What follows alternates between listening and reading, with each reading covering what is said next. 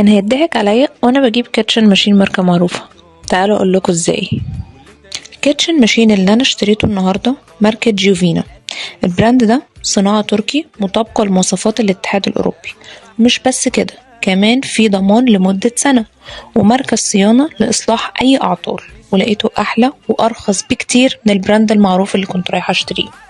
الماتور بتاعه 1500 واط وفيه سرعتين، يعني قوي جدا. أول حاجة معاه هاند بلندر ستيل أصلي، تقدري تعملي بيه أحلى عصاير وتستخدميه في حاجات كتيرة جدا زي الفول والطماطم، وتهرسي أنواع أكل مختلفة وكمان للشوربة.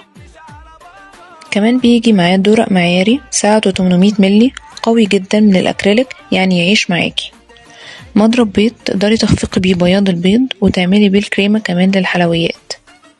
كمان بيجي معاه كبة ساعتها 1500 ملي، يعني كبيرة جدا، ومعاها سكينة 2 شفرة حامية جدا تخليكي تعملي وصفات كتير زي عجينة الطعمية، وكمان تقدري تفرمي فيها اللحمة.